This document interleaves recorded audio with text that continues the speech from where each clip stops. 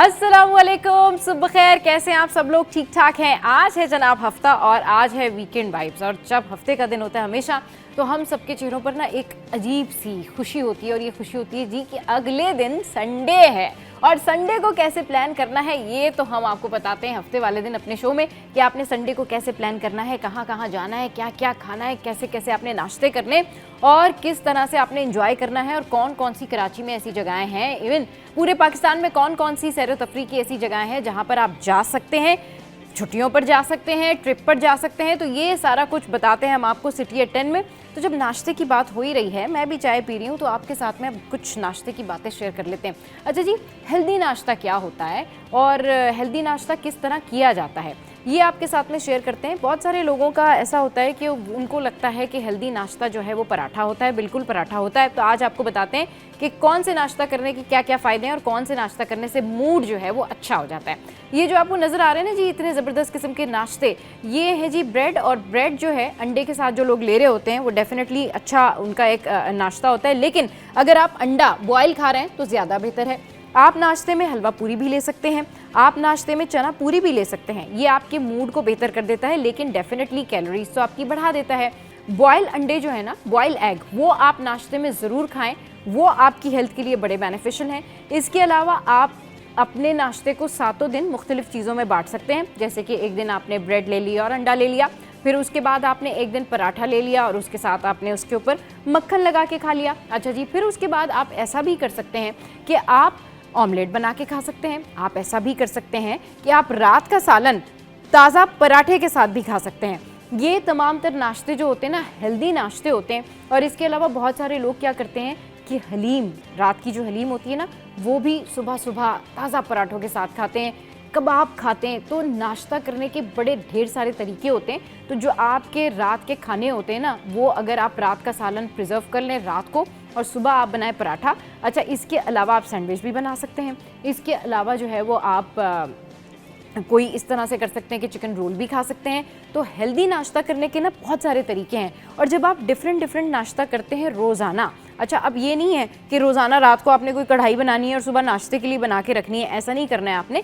ऐसा होता है कि अगर आप अपने नाश्ते को जो है ना रोज़ाना डिफरेंट कर लें, एक दिन आप अंडा खा लें, एक दिन आप दही खा लें, फिर एक दिन आप ब्रेड खा लें, एक दिन आप ऑमलेट कर लें, और संडे वाले दिन आप हलवा पूरी खा लें। संडे वाले दिन आप जाएं सैर व तफरीह पे और सुबह निकलें अपनी फैमिली के साथ और जाके हलवा पूरी खा के आएँ। तो ये वो नाश्ते होते हैं जिनसे आपका मूड अच्छा होता है। अब ये आपने अपने अपने हेल्थ के हिसाब से जो है नाश्तों को करना होता है। लेकिन ये एक थ्योरी भी है, रिसर्च भी है कि अगर आप अच्छा हेल्दी नाश्ता करते हैं, आपकी सेहत भी अच्छी रहती है। और हेल्दी नाश्ते से जो है ना, वो आपका मूड भी अच्छा रहता है। सुबह सुबह आप एनर्जेटिक फील करते हैं। अब कुछ बात कर लेते हैं शहर कायद के मौसम की। और मौसम जो है, मौसम ने शहर कायद के ना बड़ी अनप्रेडिक्टेबल चीज़ें की हुई हैं। लगता है कि जी बारिश हो रही है, फिर उसके बाद लगता है कि जी अभी बारिश नहीं होगी, अब तो धूप निकल आई है। सुबह सुबह जब मैं आ रही होती हूँ तो मुझे ऐसा फील हो रहा होता है कि नहीं, मौसम बड़ा ज़बरदस्त है। जब घर जा रहे होते हैं वापस, तो दिन के टाइम पे बहुत ज़्यादा धूप होती है। तो ये जो मौसम है ना, इसका हाल कुछ आपके साथ में शेयर करते हैं कि शहर कायद में जो है मौसम है वो वैसे तो आसम है, लेकिन शहर कायद में मतला जुज़वी तौर पर अबर आलूद है। शहर कायद में आज बूंदाबांदी का इम्कान है महकमा मौसमियात के मुताबिक। और शहर कायद का जो ज़्यादा से ज़्यादा दर्जा हरारत है वो रहेगा 32 से 34 डिग्री। और उसके बाद शहर कायद का जो मौजूदा दर्जा हरारत है वो रहेगा 29 डिग्री सेंटीग्रेड। इसके अलावा शहर में जनूब मगरिब सिमत से 15 किलोमीटर फ़ी घंटा की रफ्तार से जो हवाएं हैं वो चल रही हैं। तो जनाब अब कुछ बात कर लेते हैं कि दिन भर जो मौसम है वो कैसा रहेगा। 10 बजे मौसम कैसा रहेगा, 11 बजे मौसम कैसा रहेगा, 12 बजे मौसम कैसा रहेगा। तो मौसम की सूरत हाल जो है वो आपके साथ में शेयर करते हैं, क्योंकि हम चाहते हैं कि आपको एक्यूरेट जो है वो हर पर आवर के हिसाब से भी बताएं कि मौसम जो है वो कैसा रहेगा। So here we go now. 10 बजे जो है वो हम देखते हैं कि मौसम कैसा रहेगा। 10 बजे जनाब है मौसम 29 सेंटीग्रेड पे। फिर उसके बाद 11 बजे जो है वो है जी 30 सेंटीग्रेड पे। फिर 12 बजे जो है वो 30 सेंटीग्रेड और 1 बजे भी जो है वो है 30 सेंटीग्रेड। अच्छा जी, अब आगे बढ़ते हैं और आपके साथ में जो है करेंसी रेट्स शेयर करते हैं। माल का हाल जो है उसको बहुत सारे लोग पसंद करते हैं, पूछना चाहते हैं, उनको बहुत सारी नॉलेज मिलती है कि जी जो रेट्स हैं करेंसी के वो क्या हैं। So here we go now, और आपके साथ में जो है ये करेंसी रेट्स हम शेयर करते हैं कि करेंसी रेट्स जो हैं वो क्या हैं। So first we have Australian dollar 189, next we have Canadian dollar 210, we have euro 332, we have Kuwaiti dinar 926। अच्छा जी, व्हाट वी हैव नेक्स्ट, हमारे पास नेक्स्ट क्या है, हमारे पास है जी यूके पाउंड 382, फिर हमारे पास सऊदी रियाल 75, फिर हमारे पास स्विस फ्रैंक 351, फिर हमारे पास है यूएस डॉलर 284 पर।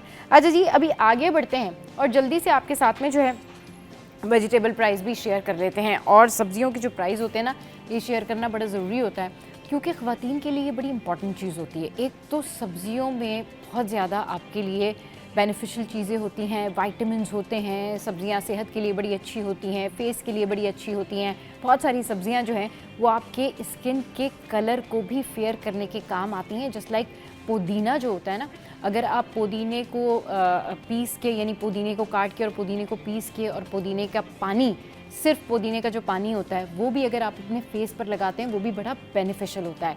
तो सब्जियों के रेट्स जान लेते हैं, साथ साथ आपको जो है ना रेमेडी भी बता दी है मैंने। तो सब्जियों के रेट्स जो हैं वो क्या हैं, स्टैटिक ये जानते हैं, हियर वी गो नाउ, कि क्या रेट्स हैं सब्जियों के। तो जी हमारे पास पहली सब्जी कौन सी है, टमाटर, और टमाटर है 100 रुपये, और टमाटर जो है वो स्किन के लिए बहुत अच्छा होता है। अच्छा, उसके बाद जो है टमाटर का वैसे लोग पेस्ट भी लगाते हैं फेस पे बहुत ज़्यादा। अच्छा जी, आलू जो है वो है जी 70 रुपये, और आलू आँखों के लिए जो है वो बहुत अच्छा होता है। बहुत सारे लोग जो है वो डार्क सर्किल का भी इससे रेमेडी कर रहे होते हैं। ये है जी लहसुन, ये 400 रुपये है, और खाने में इसका बड़ा जायका होता है। और अदरक और लहसुन के बगैर खाना जो है वो बड़ा अधूरा रहता है। और अदरक आ गई है जी, अदरक वाली चाय, अदरक से याद आई, ये है 480। और उसके बाद है गाजर, आँखों के लिए मुफीद, ये है जी 180 पे। अच्छा जी, अब है तुरई जो कि 120 पे है। बहुत सारे लोग जो है वो तुरई बहुत अच्छी बनाते हैं, और आपको हम किसी दिन बताएंगे कि तुरई बनाने के मुख्तलिफ तरीके क्या हैं। वी हैव लौकी, और ये है जी 100 रुपये पे। और ये जितनी भी सब्जियां हैं ना, ये आपकी सेहत के लिए बड़ी मुफीद होती हैं। अब आ गई जी फूल गोभी। अच्छा, ये फूल गोभी कौन कौन खाता है शौक से, आप हमें कॉल करके बताइएगा। इसकी जी स्टैटिक प्राइस हैं जो वो 240 हैं। ये मुझे आज तक ना, मैं I don't like it very much फूल गोभी, लेकिन कहते हैं इसके बड़े सारे फ़ायदे होते हैं। इससे आपको कंस्टिपेशन नहीं होता, और ये जो है वो जिन लोगों को कब्ज़ रहता है उन लोगों को खानी चाहिए। अच्छा, खीरा आ गया, खीरे की क्या बात है जनाब, खीरा जो है वो 240 पर है, और खीरे के फ़ायदे बेशुमार। खीरे का आप मास्क लगा सकते हैं, आंखों के नीचे लगा सकते हैं। आ गई है जी भिंडी, भिंडी से भिंडी गोश्त याद आ गया, 240 पे। और ये है जी प्याज, जो कि आप सर के बालों में भी लगा सकते हैं, खा भी सकते हैं, और इसके बगैर खाना अधूरा ही है जी, 60 रुपये पे। ये है इसके स्टैटिक प्राइस।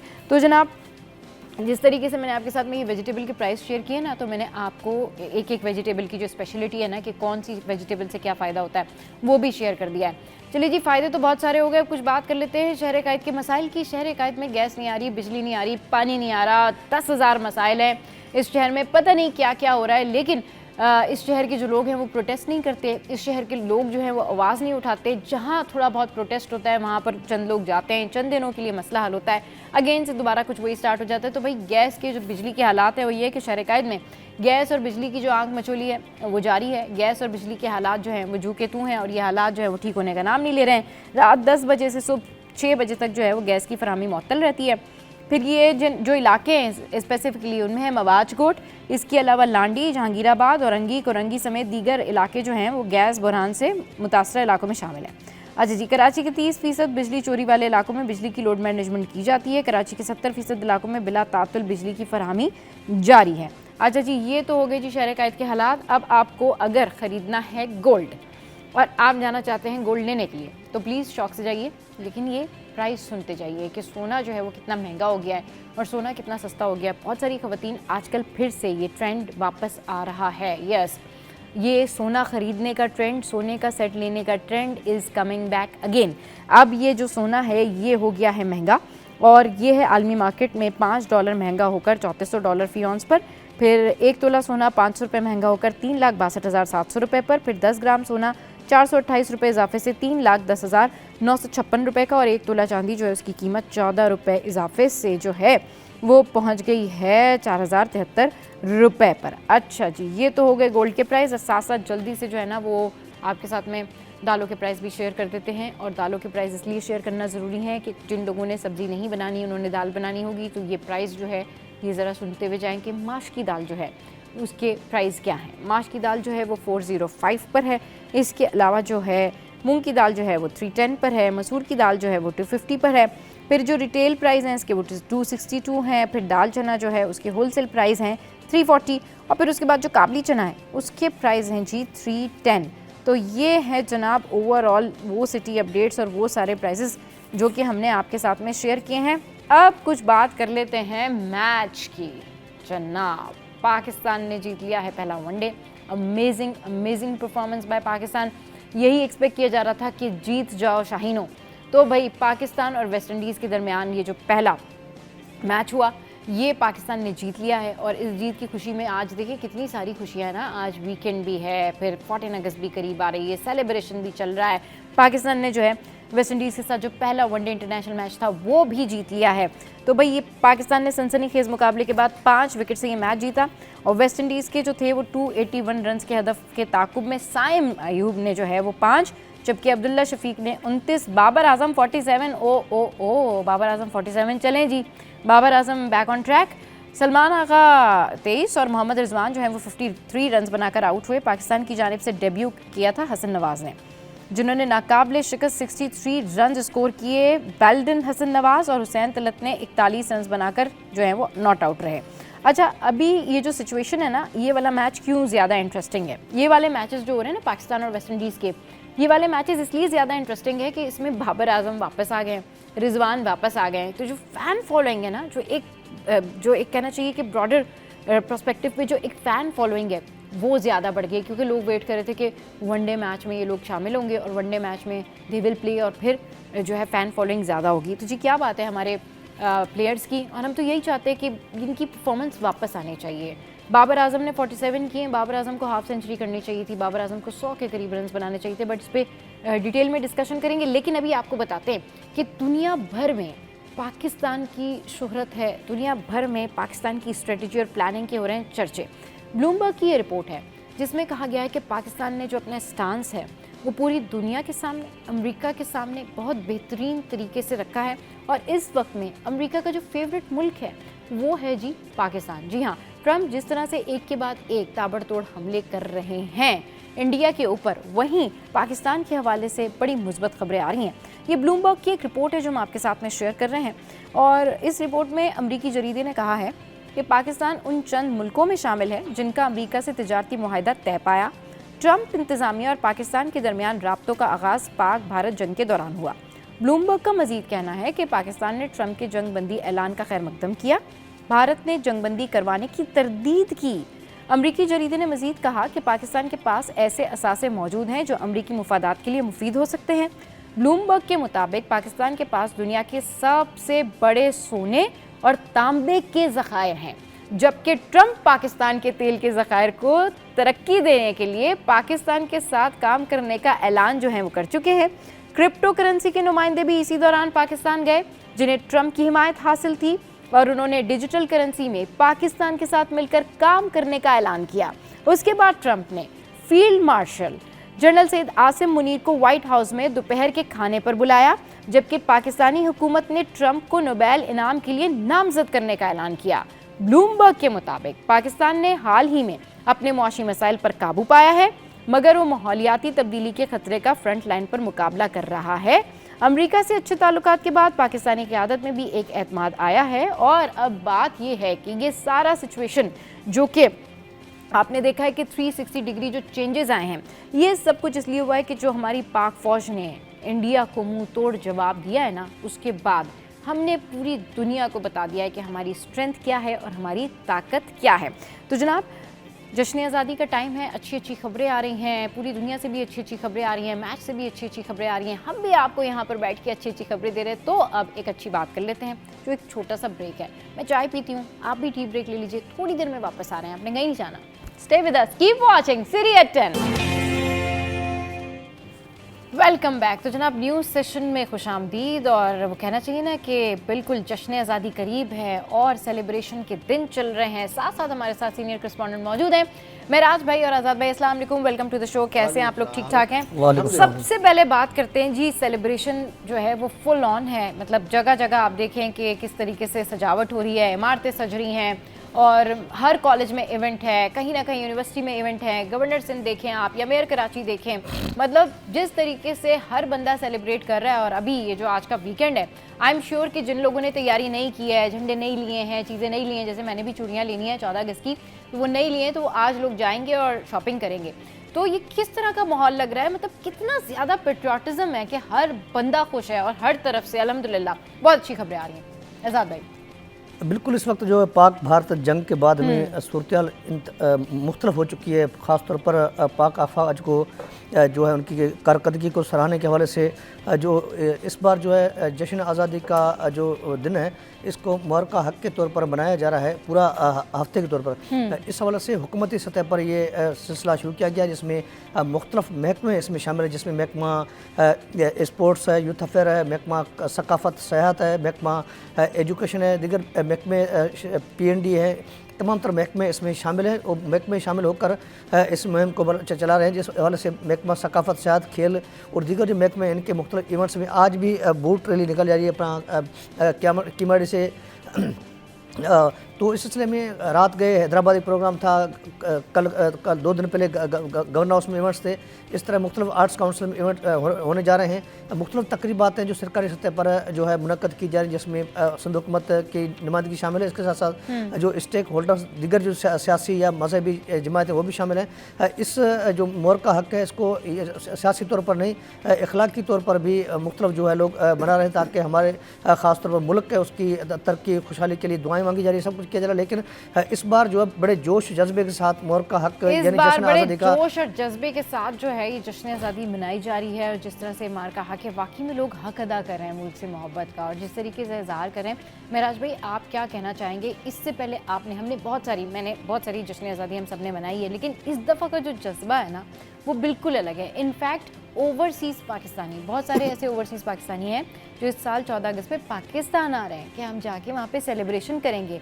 और वहाँ पर भी कनाडा में आप देखें, टोरंटो में देखें, या फिर अब अमेरिका में देखें, मुख्तलिफ जो कंट्रीज़ हैं वहाँ पर पाकिस्तान के हवाले से जो है वो सेलिब्रेशन का उन्होंने प्लान किया हुआ है कि जी इस दिन हम वहाँ होंगे तो पाकिस्तान में यहाँ सेलिब्रेशन हो रहा होगा, तो हम ओवरसीज़ में सेलिब्रेशन करेंगे। What do you think about that? भाई देखें, बात यह है कि वतन से मोहब्बत तो हमारी ज़ाहिर सी बात है रगों में है। हाँ, ठीक है ना, और होनी भी चाहिए।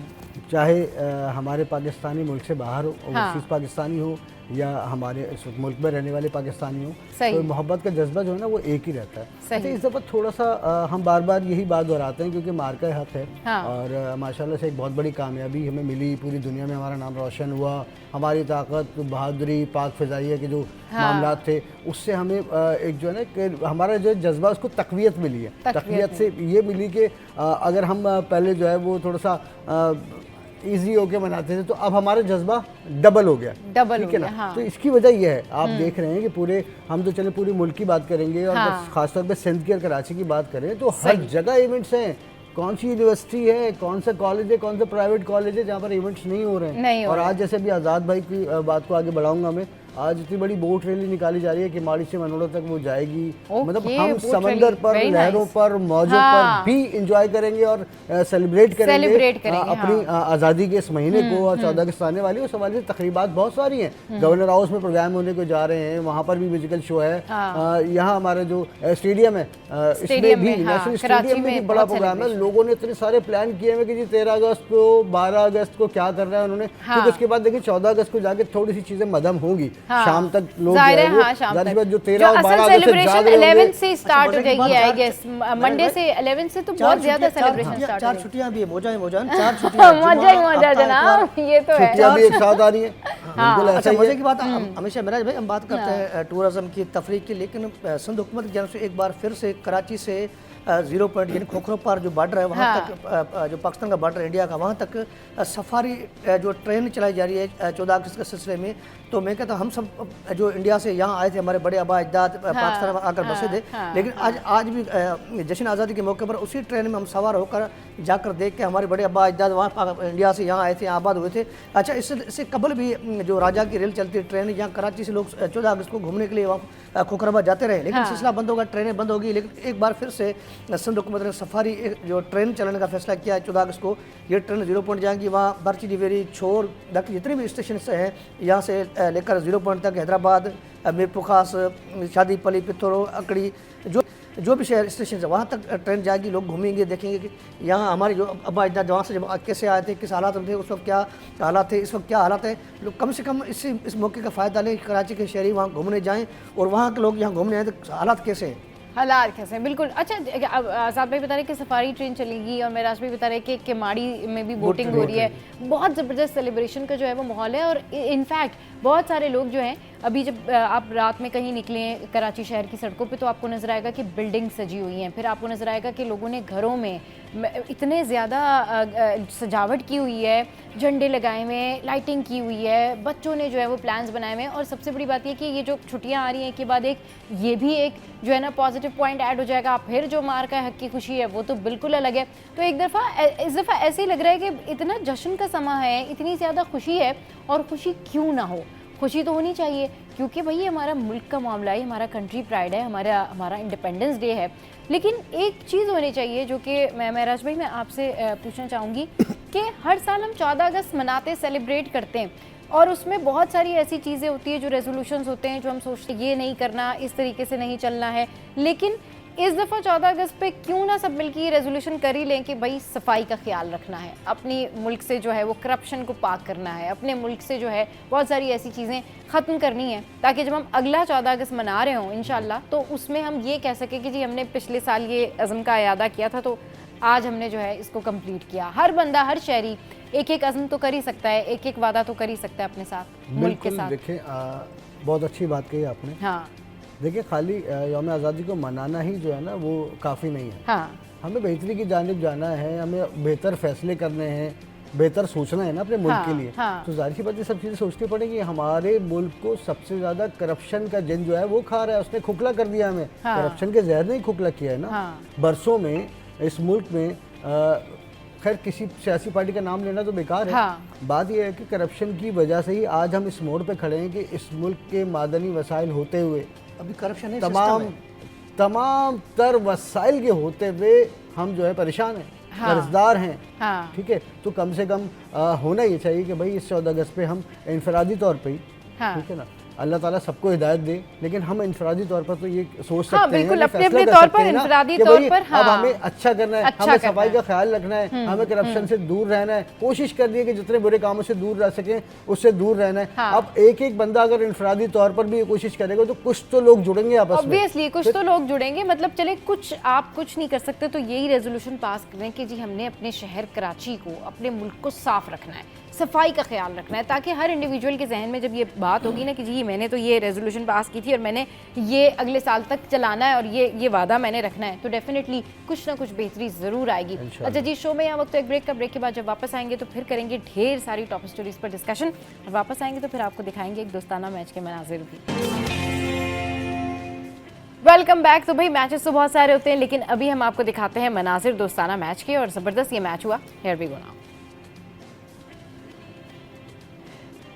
जी ये देखिए जी, ये मैच है जी, इसमें यहाँ पर मेयर कराची भी मौजूद हैं और ये ज़बरदस्त जो है वो मैच हुआ और ये दोस्ताना मैच है जश्न आज़ादी के हवाले से और यहाँ पर जो है मुर्तज़ा वहाब भी मौजूद थे और क्या क्या सेलिब्रेशन हो रही है। महराज भाई, आज़ाद भाई, आप लोग भी ऐड ऑन कर सकते हैं। ये मैच जो है अल बुरहानी जो है वो ग्राउंड में हुआ है और ये ज़बरदस्त किस्म का मैच था और ये सारे रंग, ये सारी खुशियाँ जो है ना ये इसलिए कि जी सेलिब्रेशन ऑन है और ये दोस्ताना मैच खेला गया। वाह जी वाह, ये देखें जी मेयर कराची। वैसे हमारे जो मेयर कराची साहब हैं वो खासे टैलेंटेड हैं, मतलब अगर देखा जाए तो वो अगर मामला हो हब के नाल का या फिर मामला हो शहर कायद में बारिश का, रेन एमरजेंसी का, काफ़ी सोशल हैं, काफ़ी आगे आगे रहते हैं। और इस तरह के जो ये मैचेस होते हैं या इस तरह की जो एक्टिविटीज़ होती हैं ये बड़ी ज़बरदस्त होती हैं और बड़ा पॉजिटिव जो है वो जेस्टर जो है वो जाता है। तो पाकिस्तान की क्या बात है जी, और पाकिस्तान जो है वो कुदरती मनाजिर से माला माल है और पाकिस्तान की अगर बात की जाए तो आज हम बात करते हैं कि हम यूजुअली आपको बताते हैं कि आप छुट्टियों पर कहाँ जा सकते हैं, लेकिन आज हम आपको दिखाते हैं, बताएंगे भी, पूछेंगे भी महराज भाई से भी, आज़ाद भाई से भी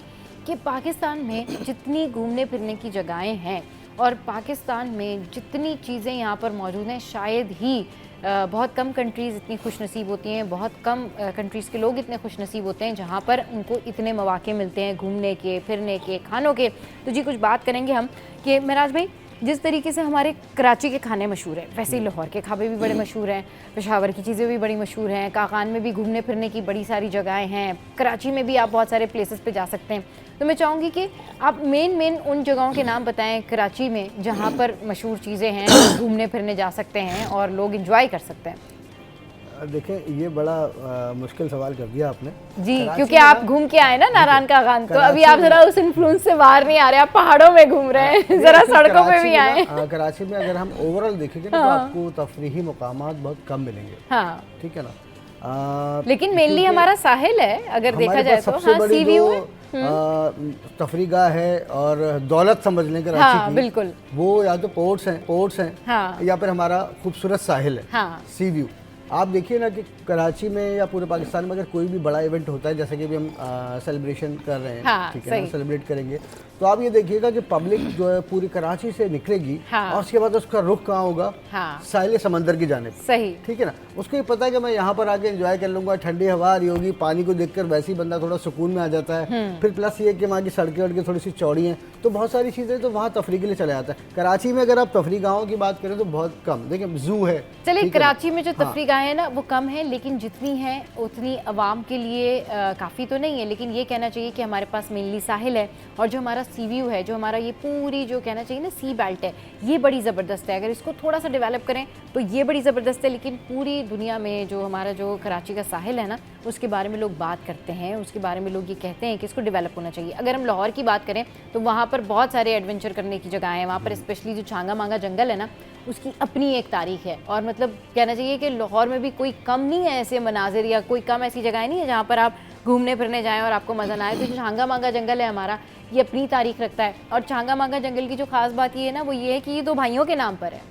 जी, ये छांगा और मांगा। जी, छांगा और मांगा, ये जंगल जो है दो भाइयों के नाम पर है। और लाहौर में ये बड़ा फेमस जो है जंगल है। जिस तरीके से आप कराची के साहिल पर जाते हैं, एंजॉय करते हैं, ऐसे वहाँ के जंगल में एंजॉय कर सकते हैं। एडवेंचर है वहाँ पर, बहुत सारी ऐसी चीज़ें हैं हमारे पास। यहाँ पर अगर बात की जाए तो घूमने फिरने के उस तरह के से मौके नहीं है, लेकिन हमारे यहाँ रेस्टोरेंट है, हमारे यहाँ खाबे हैं, हमारे यहाँ खाने और लोगों की बड़ी तादाद। अभी जैसे फहद भी जो है वो इसी हवाले से बात कर रहा था कि भाई बहुत सारे रेस्टोरेंट खुल गए, इतने तो तंदूर नहीं है जितने जो है वो पिज़्ज़ा शॉप्स खुल गई हैं।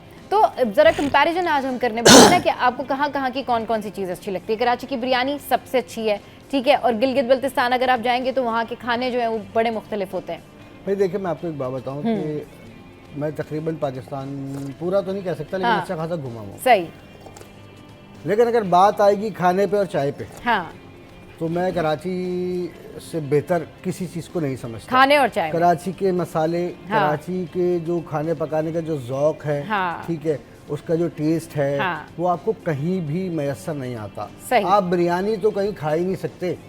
अच्छा, कराची से निकलने के बाद बिरयानी के नाम पर पता नहीं क्या क्या खाना पड़ता है आपको, यकीन करें। और खास तौर पे वो जो आप चले दाल चावल पे आ जाए, छोटे सी बिरयानी तो बड़ी मुश्किल चीज़ है ना, टिपिकल हो जाती है। लेकिन अगर आप दाल चावल भी कहीं तलाश करेंगे ना, तो मतलब नहीं, वो खाने में कराची जो है वो अच्छा है। अच्छा, अब और टिक्के वगैरह कहाँ के अच्छे होते हैं? टिक्के कहाँ के अच्छे होते हैं? अच्छा देखिए, ये तो बारबेक्यू आइटम है, ठीक है ना। अब इसमें तो ऐसा है कि सब जगह पे आपको अच्छा मिल जाता है। यहाँ कराची से बाहर निकलने के बाद पंजाब साइड पे आप जैसे एंटर होते हैं, उसके बाद आपको शनिवारी मिलते हैं, ठीक है ना। उनकी कढ़ाइयाँ बहुत अच्छी होती हैं, नो डाउट, बिल्कुल सही है। अच्छा, अब ये चीज़ चेंज आया है कुछ सालों में कि पहले जो ना लोग वहाँ जाते थे, वापसी में यही शिकायत कर रहे थे कि यार टेस्ट नहीं मिला। अब देखें, बात सुने, बात यह है कि मैं इतना सारा खा जाऊँ, तो ये मेरी फनकारी नहीं है कि मैंने इतना खा लिया। मैंने खाया क्या, ठीक है, मेरा ज़ौक़ क्या था, मेरा टेस्ट क्या था, वो मैंने इतना तक खाया ना, तो वो मेरे लिए तो मेरा भी चलिए, कराची के खाने तो हो गए। ये गिलगित बल्तिस्तान भी आप गए हुए हैं, नारायण कागान भी आप गए हुए हैं, काफ़ी जगहों पर आपने गए हैं, लाहौर भी आप गए हुए हैं। जरा वहाँ की स्पेशल खानों की जरा बताएं ना। फिर देखिए, आप नारायण कागान की तरफ जाते हैं, सवात की तरफ जाते हैं, तो वहाँ पर देखिए बात यही है, चिकन की कढ़ाइयाँ खाते रहें, बारबेक्यू खाते रहें, लेकिन वहाँ एक ट्राउट फिश है, ट्राउट फिश जिसके बारे में कहा जाता है कि वो आबशार पे और तेज़ दरिया में जो है अगेंस्ट सफ़र करती है। मतलब अगर दरिया ऐसे बह रहा है तो वो अगेंस्ट सफ़र करती है, उसके लिए मशहूर है, ठीक है ना। तो वहाँ की जो सौगात है वो ट्राउट फिश है। देखिए, दरिया को नहार ले लें, दरिया सवात ले लें, तो वही रहे। और फार्मिंग भी वही हो रही है उनकी ट्राउट्स की, और ट्राउट उसी दरिया में, उसी दरिया में। एक जो अफसोसनाक सूरत है ना, वो ये है कि जब आप उससे बोलेंगे भाई आपने ट्राउट फिश खानी है, ठीक है जी, ओके, हाँ 5,000 रुपये केजी।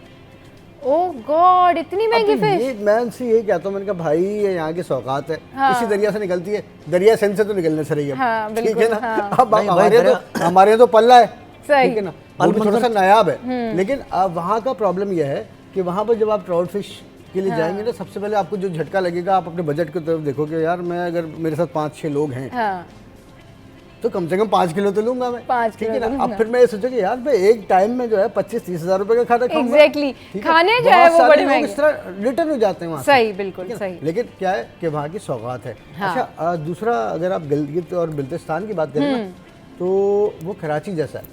अच्छा, गिलगित मुझे बल्तिस्तान वहाँ- कराची जैसा है? यस, मुझे मतलब अमाल में नहीं मैंने वही मतलब कहा, वहाँ के जो रहन वहाँ भी सहन मोबाइल लोगों छीन रहे हैं, चोरी का, हो- आप यकीन करें, मैं तकरीबन 3 दफ़ा वहाँ पर जाना हुआ है। हाँ वहाँ के लोग इंतहाई खुश अखलाक, और अगर उनको पता चल जाए कि आप कराची से हैं, हाँ, तो खुदा की वो लोग आपके आगे बिछ जाते हैं बिल्कुल।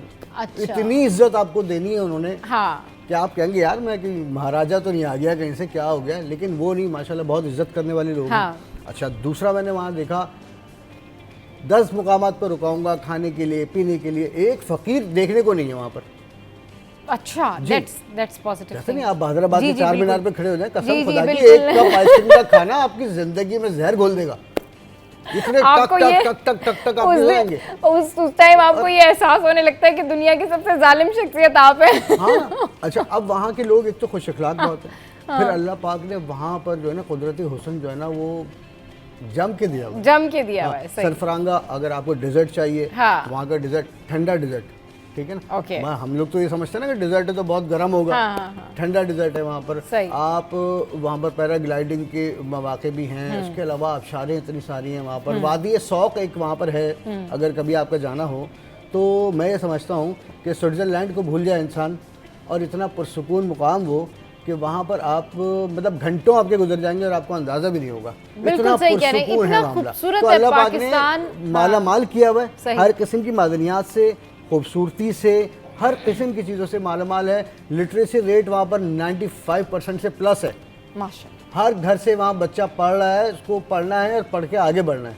तो भाई मैं ये कहता हूँ कि अच्छी बात है, वहाँ पे अगर मादनियात भी हैं हाँ। और वसाइल भी हैं हमारे चले पास, तो चले वो ये हमारे तो पूरे मुल्क के लिए पूरे जो है मुल्क अच्छा के साबित लिए हो बड़े सकता अच्छे है। हैं। और बात यही है कि हमारे पास जितने मनाजिर हैं, खूबसूरत मनाजिर हैं और जगहें पूरी दुनिया में फेमस हैं। मतलब आप देखें कि इंटरनेशनल तौर पर जो है टॉप 10 डेस्टिनेशंस में पाकिस्तान का नाम था कि लोग यहाँ पर जाएं और ट्रैवल करें। तो भाई अभी रिसेंटली जो अभी अताबाद लेक में जो है वो फ्लड सिचुएशन हुई थी, तो पूरी दुनिया की नज़रें उस तरफ आ गई थी कि ये यहाँ पर क्या हो रहा है। तो हमारे पास बहुत सारी ऐसी जगहें, बहुत सारा हमारा ऐसा रिच कल्चर है जिसको हम जा सकते हैं, एक्सप्लोर कर सकते हैं और दुनिया को दिखा सकते हैं कि हमारी कंट्री में, पाकिस्तान में जो है वो क्या क्या नेमते हैं। चलिए जी, यहाँ पर वक्त हो एक ब्रेक का। ब्रेक के बाद जब वापस आएंगे तो फिर मज़ीद डिस्कशन करेंगे। Stay with us. Welcome back. तो जनाब, आज है सैटरडे, वीकेंड भी है और कल है संडे, और इन 2 दिनों में लोग करते हैं बहुत ज़्यादा एंजॉय। लेकिन कुछ लोग ऐसे भी होते हैं जिनको करनी होती है शॉपिंग, और इस तरह की शॉपिंग करनी होती है कि कुछ इनोवेटिव चीज़ें लेनी होती हैं उनको, जो बहुत सारे मॉल्स में वो नहीं ले सकते। तो फिर वो क्या करते हैं, एक सर्टन काइंड ऑफ मार्केट में जाते हैं जिसको कहते हैं बचत बाज़ार, और वो वहाँ से करते हैं शॉपिंग। अच्छा, बचत बाज़ार के हवाले से ना कई सारी स्पेकुलेशंस भी होती हैं कि बचत बाज़ार में जो है वो चीज़ें अच्छी नहीं मिलती, लेकिन मेजॉरिटी ये कहती है कि बचत बाज़ार में चीज़ें बहुत अच्छी मिलती हैं, कम पैसों में मिलती हैं। और बहुत सारे लोग तो ये भी कहते हैं कि भाई अगर आपने ब्रांडेड शूज़ लेने हैं, ब्रांडेड कपड़े लेने हैं, तो आप चले जाएं, बड़ी सारी एक्ट्रेस भी तो वहाँ पर जाती हैं। तो इसकी क्या हकीकत है, क्या ग्राउंड रियलिटी है, मिराज भाई से, आज़ाद भाई से जानते हैं। आज़ाद भाई, आप ज़रा बताएं कि जो कराची में जो बचत बाज़ार लगते हैं, बाकी इतने वैल्यूएबल हैं? आपने बात ऐसी कही है जो मेरे लिए एक सवाल या निशान है, क्योंकि अच्छा। मेरे घर वाले, मेरी फैमिली वाले, मेरी बेटी है, मेरी वाइफ वाले, हाँ। वो जाते हैं बचत बाज़ार में। अच्छा। हफ्ता इतवार बचत बाज़ार में। सही। अच्छा, ऐसी ऐसी चीज़ें खरीद करके लाते हैं, सस्ती सी, और ख़ास तौर पर घर को सजाने के जो सामान है वो बिल्कुल सस्ता मिलता है और अच्छा सा खूबसूरत। मैंने कभी ज़िंदगी देखा नहीं, अच्छा। मेरे बचपन से लेकर अभी तक भी। हाँ। लेकिन मैंने कई देखा, कई ऐसे मेरे पड़ोस की जो ख़वातीन है, फ्लैट से उतर कर जाती है बचत बाज़ार में, ख़ास तौर पर शाम के टाइम पर वापस आती है, तो उनके हाथों में आजकल शापर बंद हो चुके हैं, लेकिन उन्होंने जो है दुपट्टा हो या इस तरह कपड़ा उसमें सामान लेकर आती है। लेकिन बचत बाज़ार में बहुत सारी चीज़ें सस्ती मिलती है, अच्छी मिलती है, मयारी मिलती है। और वहाँ पर जो बेचने वाले लोग हैं वो ख़ास तौर पर उनका कंपटीशन भी है।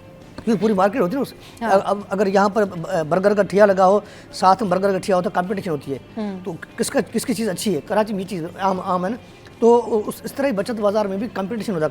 कंपटीशन का फ़ायदा लेते हुए जो ख़रीदार लोग हैं उनके लिए बआसानी हो जाती है का चीज़ें खरीद, जिसमें कपड़ा हो, मुख्तलिफ अशिया है जो ख़ासतौर पर फैशन का मामला हो, कोई भी चीज़ हो, लेकिन वहाँ सस्ती मिलती है। कप हो, गिलास हो, बर्तन, जो भी चीज़ वहाँ खरीदो वो सस्ती मिलती है। लेकिन मामला वहाँ पर क्या है, मामला ये है कि बचत बाज़ार के अंदर तो ठीक है, सूरत बेहतर है जी, लेकिन बचत बाज़ार के बाहर वो बीट मेरा साहब के अमन की सूरत के हवाले से जो सिक्योरिटी जो वहाँ पर पुलिस मौजूद नहीं है, कोई सिक्योरिटी इदारे का एहलकार मौजूद नहीं है, जिसके बायस शहरियों को परेशानी का सामना करना पड़ता है। ये बचत बाज़ार न सिर्फ KMC की जानब से लगा जाता है, लेकिन ये मैं बार बार अपने बीट में आता हूँ कि ये बचत बाज़ारों की NOC देना, बचत बाज़ारों की सिक्योरिटी, बचत बाज़ारों के मामला समझना, इसके लिए बाज़ाब्ता तौर पर महकमा बना हुआ, महकमा प्राइसेस सप्लाई ब्यूरो, जिसको कहते हैं कीमत व रस्द। इस महकमे का ओस्मान हिंगोरो साहब जो है मावन खास भी है वज़ीर-ए-आला सिंध के, ये पूरा महकमा है, इसका सेक्रेटरी, DG सब कुछ पूरा इदारा बना हुआ है, इसके डायरेक्टर, असिस्टेंट डायरेक्टर, तमाम तरह अफसरान मौजूद हैं।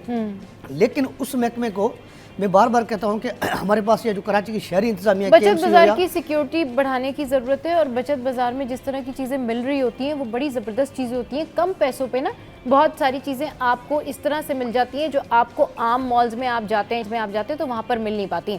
महराज भाई, बचत बाजार की बात हो रही है, लोग ना ये भी करते हैं कि वो जहेज़ तक की जो शॉपिंग होती है ना अपनी बेटियों की, वो भी बचत बाजार से करते हैं। और वो इसलिए नहीं करते कि वहाँ कोई बुरी चीज़ मिलती है, वहाँ बड़ी अच्छी चीज़ें मिल रही होती हैं, मतलब ब्रांडेड बेडशीट्स मिल रही होती हैं, बहुत सारे ऐसी चीज़ें मिल रही होती हैं जो कि जहेज़ में देने वाली होती है और काम आ जाती हैं। आप क्या समझते हैं, इन बचत बाज़ारों से आवाम को वाकई फ़ायदा है, लोगों को जाना चाहिए? क्योंकि लोग ना संडेज़ को प्लान करते हैं, सुबह वो इस तरह से अपनी रूटीन प्लान करते हैं कि संडे को अगर बचत बाज़ार लगना है तो वो सुबह सुबह उठ जाते हैं और दे गो टू बचत बाज़ार। अच्छा, मैं आपको बताऊँ, कराची में बचत बाज़ार पूरे हफ्ते लगते हैं। अच्छा, सही, ऐसा नहीं कि सिर्फ संडे, लेकिन मशहूर वाला जो और जुम्मा बाजार, छुट्टी होती है ना संडे को, तो छुट्टी के दिन जो इतवार बाजार का जो मजा है वो अलग है। तो हमारे यहाँ कराची में गुलशन इकबाल में बहुत बड़ा बचत बाजार लगता है। और इसके अलावा जो है वो डिफेंस में एक क्लिफ, वहाँ पर एक बहुत बड़ा बचत गुलिस्तान जौहर में, पहलवान गोट में, गुलिस्तान जौहर में लगता है। तो शहर के मुख्तलिफ इलाकों में लगते हैं बाजार, और कहीं मंगल बाजार लगता है, कहीं राशिद बिनाज़ रोड पे लगता है, अलादीन के बराबर में लगता है, सबसे बड़ा बाजार भी लगता है। तो हमारे जो जितने भी अजला है ना, तमाम के तमाम में कहीं ना कहीं एक बचत बाजार लगा होता है। अच्छा, दूसरी बात आपने एक ही बचत बाजार, अच्छा मेरा खुद से जो है ना बहुत कम जाना हुआ है, लेकिन मैं गुलशन वाले में गया हूँ क्योंकि मेरी वाइफ और बच्चे मुझे लेके गए वहाँ पर ना कि भाई चलें आप। तो भाई दुनिया जहाँ का सामान वहाँ पर मौजूद है, ठीक है। और वो चीज़ अगर मैं किसी मॉल में जाके किसी दुकान पे खड़ा होऊंगा ना कि कोई चीज़ खास मुझे पसंद आ रही है, अगर वहाँ पर मॉल में वो 50 रुपए की है तो वहाँ यकीन कीजिए कि 20 रुपए की है। सही, मतलब इतना डिफरेंस है, तो ये तो बहुत बचत है ना पैसों की। जी जी, मजे की बात ये है कि डिफेंस में एक बाजार लगता था, बचत बाजार सस्ता डिफेंस में।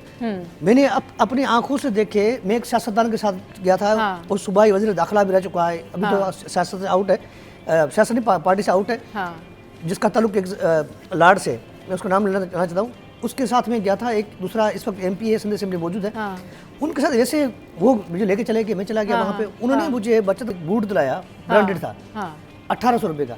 सही, तो अच्छा बूट मुझे दिला दिया, मैंने उसको पहनना शुरू कर दिया। जब लोगों ने मुझसे पूछा भाई कहाँ से खरीदा है, मैंने कहा भाई मैंने डिफेंस से, उसने उन बड़े मार्केट से खरीदा होगा। बोला ये कम से कम 18,000 रुपये का होगा। मैंने कहा हाँ यार था 1800 का, वो 18,000 का हो गया।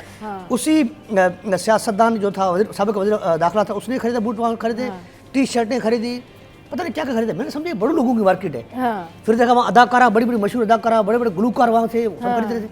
लेकिन उनका रुख डिफेंस के लोग भी वहाँ बचत बाजार से खरीदारी करते थे, वहाँ ब्रांडेड चीजें। यही तो बात, यही तो मैं आपसे बात कह रही थी कि जो बड़ी बड़ी एक्ट्रेस हैं और बहुत बड़े बड़े नाम हैं, ये जाते हैं बचत बाजार। और अब तो ये लोग इंडोर्स भी करने लग गए हैं कि हम तो अब यहाँ पे संडे मार्केट आए हुए थे, या फिर हम जो है ये वेडनेसडे मार्केट आए हुए थे। तो अब तो ये एक्ट्रेस जो हैं ये बताने लग गई हैं कि भाई हमने तो ये फला मार्केट से लिया या फला मार्केट से लिया, क्योंकि इतना ह्यूज प्राइस किसी ब्रांड का पे करना, अगर वही चीज़ आपको वहाँ पर मिल रही है तो वो कितना ज़्यादा ज़बरदस्त है। भाई देखिए, बचत बाजार कोई ऐसी बुरी जगह नहीं है कि जहाँ पे शर्मिंदा हुआ जाए। भाई दुनिया भर में बचत बाजार लगते हैं, और हर इंसान को हक है भाई, हर शहरी को हक है कि बचत में और सस्ती चीज वो खरीदे, ठीक है ना। अब जरूरी थोड़ी है कि अगर वो बचत बाजार जा रहे हैं तो वो लुंडा का या पुराना माल ही खरीदेगा, नहीं, ऐसा नहीं है बिल्कुल। बचत बाजार अगर लगा है और वहाँ पर आपको सस्ती चीज मिल रही है, देखें आप उसकी कॉस्टिंग देखें ना। अब एक आदमी जो है वो 5 लाख रुपए महीने के किराए पे दुकान लेके बैठा हुआ है, तो भाई वो तो अपनी कॉस्ट निकालेगा, लाख रुपए वो महीने का 1.5 लाख रुपए का बिजली का बिल भर रहा है, वो उसकी कॉस्ट भी उसमें लगा के लेगा हमसे ही वो पैसे। अब एक बंदा जो वो चंद 100 रुपए में या 1000 रुपए में उसने स्टॉल लिया हुआ है, तो उसका प्रॉफिट मार्जिन जो है ना वो नीचे आएगा। जब वो नीचे आएगा तो हमें ऑटोमेटिकली सस्ती चीज मिलेगी। तो बचत बाजार में भाई अच्छे घरानों के लोग भी जाते हैं, गरीब घरानों के भी लोग जाते हैं, मुतवस्सित रोलेक्स घड़ी का रेट क्या है, अदाकार एक्ट्रेस भी जाते हैं। और सबसे बड़ी बात ये कि बचत बाजार जाना, मतलब बात ये ना कि आजाद भाई, मेराज भाई, बचत बाजार जाना जो है वो इसलिए भी बड़ा अच्छा होता है कि आपको ये कैलकुलेशन पता लग जाती है कि जो बड़े मॉल्स हैं वहाँ पर क्या चीज़ मिल रही है और कितने की मिल रही है, और बचत बाजार में क्या चीज़ मिल रही है। भाई लोग सब्जियाँ खरीदने, मतलब ग्रॉसरी के लिए भी चले जाते हैं, पूरे हफ्ते का सामान लेके आ जाते हैं कि भाई प्याज ले आए, आलू ले आए, सारी चीज़ें लेकर आ जाएं।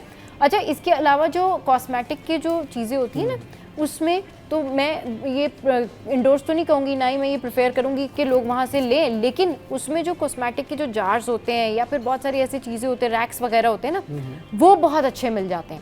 और वो अगर आप मॉल में जाएं और उनके प्राइस पता करें तो वो 5 से 6 हज़ार के होते हैं। अगर हम बचत बाजार में जाएं तो वो आपको, लेकिन इसमें 1000-1100 में मिल जाते हैं। देखिए हमारे यहाँ कराची में ना कॉस्मेटिक्स के मामला आज से नहीं, बरसों से। वही मैंने कहा कि मैं कभी भी प्रेफर नहीं करूंगी कि आप जो है वो बचत बाजार से जाके मेकअप खरीदें, बहुत देखभाल के। जो है 2 नंबर किस्म की कॉस्मेटिक्स होती है जिसकी पैकिंग बिल्कुल ऐसी होती है कि आप उसको पकड़ नहीं सकते, लेकिन उसके अंदर क्या है ये आपको नहीं पता। तो कम से कम इसमें जरूर एहतियात रखें कि भाई देखें, अगर आपने कोई ऐसा अच्छा शैम्पू ले लिया और उसके बाद आपके बाल ही ना रहे, जो आपने घने कर रहे थे, तो उससे बेहतर है। तो खासतौर पे कॉस्मेटिक्स के मामले, जो चीज आपके फेस पे लगानी है या अपने स्किन पे इस्तेमाल, मेडिसिन हो या फिर कॉस्मेटिक्स हो या फिर मेकअप हो, ये आप अवॉइड करें। इसके अलावा जो वेरेबल चीजें वो जो है ना, वो फिर जो है ना आप यूज़ कर सकते हैं। अच्छा जी, मुझे बड़ा हैरत है कि मेराज भाई को वाकई बड़ा ज़बरदस्त तरीके से आइडिया है कि कौन सी चीज़ जो है वो बचत बाज़ार में किस तरीके से मिल रही होती है। बहुत शुक्रिया आज़ाद भाई, बहुत शुक्रिया मेराज भाई, आप लोग हमारे शो पर आए। चलें जी, शो में या वक्त हुआ हेडलाइंस ब्रेक का।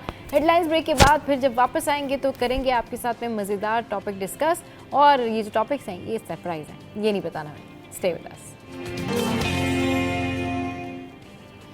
Welcome back. तो अब कुछ बात करते हैं हम कंफर्ट जोन की। कंफर्ट जोन क्या है? क्या कंफर्ट जोन अपनी मर्जी करने का नाम है? कंफर्ट जोन जो है वो आपके पास जितनी नेमतें हैं उनके साथ ज़िंदगी गुजारने का नाम है, जो कि आपको आपके वालिदैन के थ्रू, बहन भाइयों के थ्रू या किसी और के थ्रू मिली हो।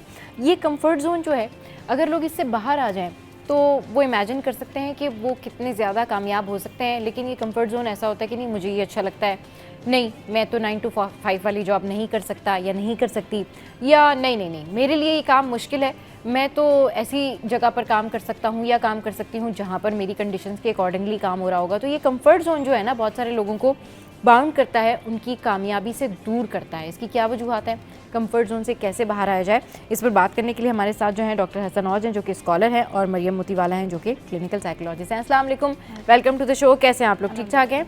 सबसे पहले तो आप लोगों को जश्न आज़ादी का ये मंथ ओवरऑल बहुत मुबारक हो, क्योंकि जिस तरीके से हम ये सेलिब्रेशन कर रहे हैं तो अब ओवरऑल जो है ना, ये एक हम सेलिब्रेशन के पूरे जो 14 डेज़ है ना हमारे, ये सेलिब्रेशन के फेज़ हैं। उसके बाद अब थोड़ी सी बात करते हैं कंफर्ट जोन की। ये बताएं कंफर्ट जोन से कैसे बाहर आया जाए? सबसे पहले कंफर्ट जोन को अगर हम डिफ़ाइन करते हैं तो इट्स लाइक ऐसी चीज़ जो आपके डेली में आप आसानी से कर सकते हैं विदाउट एनी एंग्जाइटी या विदाउट एनी न्यू एक्सपीरियंसेस। उसको अदर टर्म में बोलते हैं एक वार्म ब्लैंकेट, जो आपको कंफर्ट देता है। कंफर्ट जोन से सबसे पहली बात, कोई ऐसा जो बुरी चीज़ नहीं होती, क्योंकि कुछ लोगों के लिए कंफर्ट जोन में जो है काम करना आसान होता है, प्रोग्रेस करना आसान होता है। अदर देन दैट दूसरे लोगों के लिए वो होता है कि नहीं यार मैं रिस्क नहीं ले सकता। तो वो ये डिपेंड करता है कि कौन लोग उसको बिल्कुल ही नेगेटिव वे में ले रहे हैं या पॉजिटिव वे में ले रहे हैं। अगर कोई अपने कंफर्ट जोन में रह के प्रोग्रेस कर रहा है, so well and good, very nice. लेकिन कोई अगर प्रोग्रेस नहीं कर रहा है और वो बोलता है नहीं यार मुझे तो कोई न्यू एक्सपीरियंसेस नहीं करने हैं, मैं जो कर रहा हूँ वो ठीक कर रहा हूँ, तो फिर वहाँ पे उसके लिए ग्रोथ के लिए प्रॉब्लम होती है। ग्रोथ के लिए प्रॉब्लम होती है। हसन, हमारे यहाँ जितनी ख़वातीन इस शोबे में काम कर रही होती हैं, मीडिया देख लें आप, बैंकिंग सेक्टर देख लें, स्कूल्स देख लें या सारा कुछ देख लें, बहुत मेहनत से काम कर रही होती हैं और वो अपने कंफर्ट जोन के अकॉर्डिंगली ही काम कर रही होती हैं। लेकिन अगर हम कुछ ऐसे लोगों के बारे में बात करें कि जो कुछ मर्द हजरात इस तरह के होते हैं कि वो टैलेंटेड भी होते हैं, पढ़े लिखे भी होते हैं, लेकिन वो अपने कंफर्ट जोन से क्योंकि बाहर नहीं आना चाहते, तो वो कहीं ना कहीं दुनिया की दौड़ में बहुत पीछे होते हैं और वो सिर्फ ये सोचते कि बैठे बैठे जो है वो सारी चीज़ें हो जाएंगी। तो ये जो सर्टन काइंड ऑफ एक तबका है ना, ये कंफर्ट जोन से बाहर कैसे आए? Thank you. लक़द खलक़नल इंसान फ़ी कबद, और इंसान को बेशक स्ट्रगल के लिए पैदा किया गया है। तो हमारी हर चीज़ में स्ट्रगल है। अगर मैं एक्सरसाइज नहीं कर रहा, मैं बिस्तर से उठ के जिम नहीं कर रहा, अपनी बॉडी को ट्रेन नहीं कर रहा, वो पसीना नहीं निकाल, तो मेरी बॉडी रिजिलियंट नहीं होगी, स्ट्रेंथन नहीं होगी। अगर मैं पढ़ नहीं रहा, नींद कुर्बान करके पढ़ नहीं रहा, तो मेरा दिमाग स्ट्रेंथन नहीं होगा। अगर मैं लोगों की खिदमत नहीं कर रहा अपने काम छोड़ के, तो मैं सोसाइटी में पॉजिटिव किरदार अदा नहीं कर पा रहा, मैं अपनी ज़िंदगी जी रहा हूँ। तो ये हमारा कम्फर्ट जोन उसी वक्त टूटेगा जब हम दूसरों के लिए ही सोचेंगे। मैं इसमें कुरान की और हदीस की और हमारे प्यारे नबी हज़रत मोहम्मद मुस्तफ़ा सल्लल्लाहु अलैहि वसल्लम की ज़िंदगी के हवाले से मैं बयान करना चाहूँगा कि उनकी ज़िंदगी कंफर्ट में थी या नहीं थी। वो हज़रत खदीजा के साथ कारोबार कर रहे थे, बड़े कंफर्ट में थे। एक मकसद था सामने, इस्लाम के फैलाओ। सारी कंफर्ट तबाह कर दी। शब अबी तालिब में 3 साल महसूर रहे, खाने को कुछ नहीं था, चमड़ा चूस चूस के गुजारा किया। हर साल जंग हो रही है, हिजरत के हर साल, गज़वा बदर, गज़वा उहद, खंदक हर साल हो रही है। तो ये स्ट्रगल है ना, मुसलसल स्ट्रगल है। हज़रत मूसा अलैहिस्सलाम ने जब बोला कि अल्लाह ताला ने हुक्म दिया कि तुम मूसा अपनी कौम को बोलो कि इस इलाके पे हमला करें और तुम्हें फतह मिलेगी, लेकिन उन्होंने कहा मूसा अपने खुदा से बोलो कि वो तुम और तुम्हारा खुदा जाके लड़ाई करे। तो अल्लाह ने 40 साल के लिए उनको उधर खाना बदोश बना दिया था। तो स्ट्रगल तो आपको करनी है। हज़रत मरियम को जब हमल से थी और जब उनको दर्द हुआ तो अल्लाह ताला ने कहा स्ट्रगल करो, हाँ। दरख्त हिलाओगे तो मैं तुम्हें कुछ दूंगा। तो स्ट्रगल इज मैंडेटरी। इंसान को आजमाइश के लिए, इंसान को स्ट्रगल के लिए, इंसान को हार्ड वर्क के लिए पैदा किया गया है, दैट्स फॉर श्योर। अब जितनी स्ट्रगल आप करोगे उतने ही आगे बढ़ोगे, उतनी ही अच्छी चीजें होंगी। आगे बढ़ने का मतलब सिर्फ दुनियावी कामयाबी नहीं, एक ओवरऑल पॉजिटिव एटीट्यूड। अब मैं आपको बताऊं, बहुत बड़े एक्टर्स हैं, हम लोग केक खाते हैं, कोल्ड ड्रिंक पीते हैं, जिंगर खाते हैं, हर चीज़ खाते हैं, फास्ट फूड खाते हैं। वो लोग खाते हैं? नहीं खाते। वो स्ट्रगल कर रहे हैं, वो अपनी क्रेविंग्स को मार रहे हैं, वो हेल्दी डाइट ले रहे हैं। वो बिल्कुल ही जीरे का पानी और ये लीमू पानी और वो क्या कहते हैं रोटी भी गंदम की नहीं खा रहे। सब चीज़ें डाइट कॉन्शियस हुए हैं, जिम कर रहे हैं। क्यों कर रहे हैं? ताकि हम ग्लो करें, हम ऑब्वियसली अट्रैक्टिव लगे। तो ये अपनी जात की नफी हुई, अपनी जात को मारना हुआ। तो स्ट्रगल तो आपको दुनियावी कामयाबी के लिए भी स्ट्रगल करनी है। अल्लाह ताला ने कुरान में वाज़ेह कह दिया कि हम उस कौम की हालत नहीं बदलते जो अपनी हालत खुद नहीं बदलती।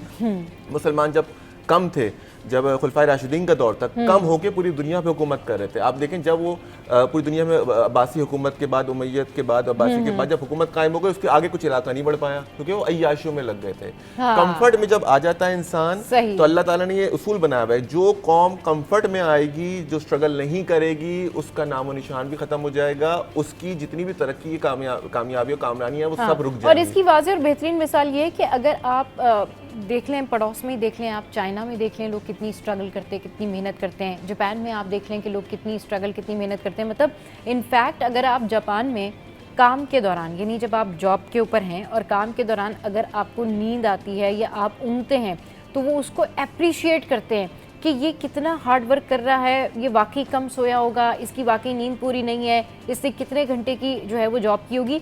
ये जब भी कोई जापान में काम के दौरान जिसको नींद आती है या वो फील करता है कि वो ऊँग रहा है या वो सोना चाहता है, तो लोग उसको अप्रिशिएट करते हैं।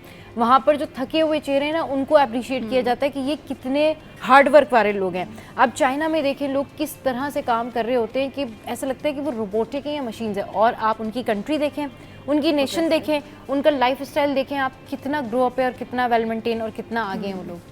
हमारे यहाँ काफ़ी हाँ, कंफर्ट जोन वाले जी, लोग जी। हैं। हमारे यहाँ तो कंफर्ट जोन ये है ना भाई, हमारा तो कंफर्ट जोन ये है कि अगर आप घर में हैं तो आप ऑब्वियसली मेड का वेट करेंगे, मेड ने आना है, फिर उसने सफाई करनी है, फिर ऑब्वियसली आपने जो है वो कोई ना कोई टीवी पे कोई चीज़ देखनी है, कोई मॉर्निंग शो देख लेना है, या फिर उसके बाद जो है वो आप डेफिनेटली कोई ड्रामा देखेंगे, या फिर आप बुलेटिन लगा लेंगे 12 बजे का, या कोई मूवी लगा लेंगे, नेटफ्लिक्स देख लेंगे, फिर आपने खाना पकाना है, उसके बाद फिर आपकी मेड जो है वो आपके बर्तन धो के चले जाएगी।